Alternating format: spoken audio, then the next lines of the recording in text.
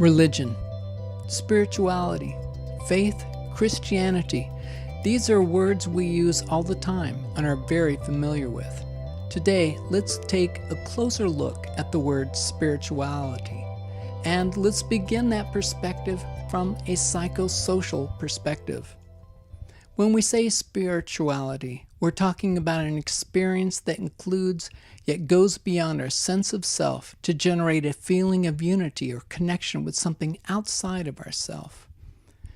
It's a strong sense of self, but it also includes care, concern, and outreach to others.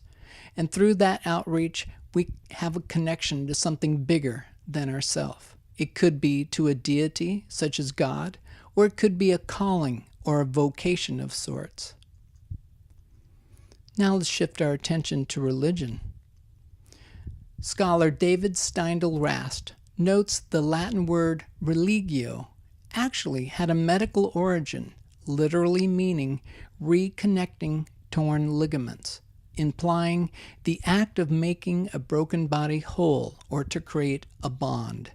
And over time, that bond has come to be with God.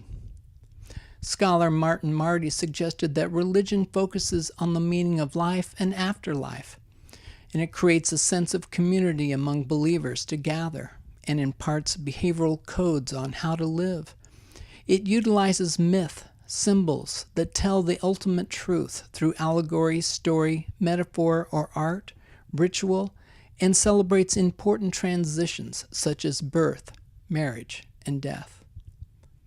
David Fontana identified three basic features of all religions: a belief in a supernatural power or God, observance of rituals and practices, and following a code of behavior from doctrine. Spirituality, religion, are they the same? Let's take a closer look and compare and contrast spirituality with religion. Spirituality is an awareness of our sense of self, as well as an awareness of others, and that creates a connection between the self and others.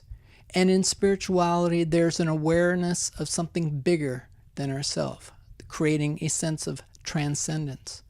In religion, there's a deity or supernatural power, tradition, rites, rituals, and practices, as well as a code or doctrine of behavior and celebration of life passages.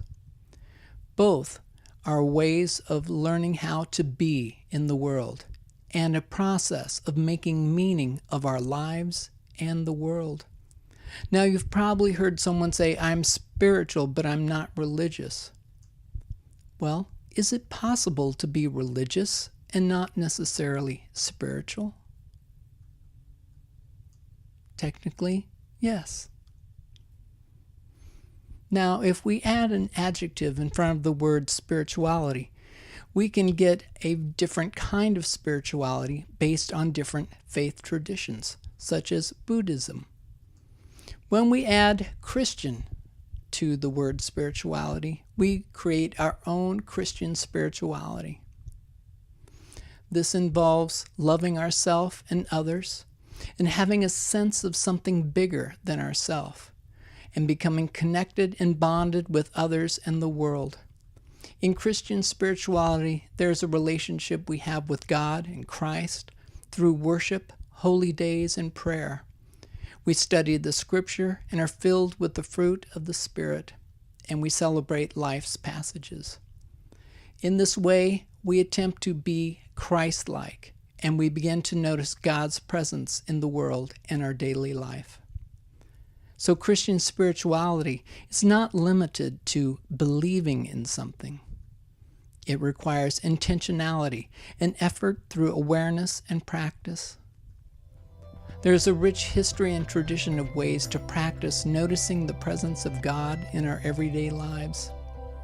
When we notice God's presence, it has an impact on how we be in the world and how we relate to our sense of self and to others.